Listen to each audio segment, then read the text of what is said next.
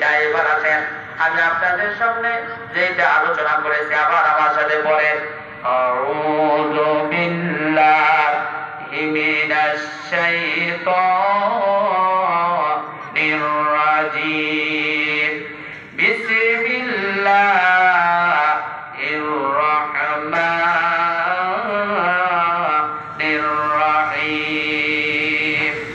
ওয়া কুনতুম আজওয়াজান সালাসা فأصحاب الميمنة ما أصحاب الميمنة وأصحاب المشأمة ما أصحاب المشأمة والسابقون السابقون أولئك المقربون في জান্নাতিন নাঈম। বলেন তো কোন সূরা? সূরা ওয়াকিয়া। কোন সূরা? ওয়াকিয়া।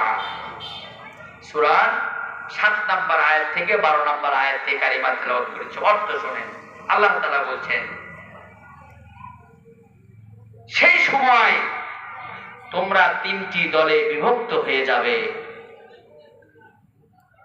ডান দিকের লোকদের সৌভাগ্যের কথা আর কতটা বলা যাবে, বাম দিকের লোকদের দুর্ভাগ্যের পরিণতি আর কি বলা যাবে। আর অগ্রবর্তীরা তোই অগ্রগামী, তারাই তো নৈকট্য লাভ করি আর তারা নিয়ামতে ভরা। ওয়ামতাজুল ইয়াউমা আইয়ুহাল মুজরিমুন। আজকে ভালো লোকগুলো খারাপ লোকদের কাছ থেকে আলাদা হয়ে যাও। দুনিয়ায় ভালো মন্দ বুঝতে না পারলেও পরকালে ঈমান আর আমলের ভিত্তিতে মানুষ ভালো মন্দ আলাদা হয়ে যাবে। মানুষ কি জোর করে ঈমানদারদের মধ্যে ঢুকতে পারবে কি? পারবে না। আবার মানুষ ইচ্ছা করে ঈমানদাররা কখনো খারাপ দলের মধ্যে যাবে না। আর এই আয়াতে আল্লাহ তাআলা বলেছেন, ওয়া কুনতুম আজওয়াজান সালাসা। আজকে তোমরা 3টি ভাগে ভাগ হয়ে যাও। তার মানে কিয়ামতের ময়দানে আল্লাহ রাব্বুল আলামিন মানুষদেরকে 3 ভাগে ভাগ করে দিবেন। এক ভাগ হবে ফাসহাবুল মাইমানাতি মা আসহাবুল মাইমানা। একদল থাকবে আল্লাহ আরশের ডান দিকে, ওয়া আসহাবুল মাশআমাতি মা আসহাবুল মাশআমা।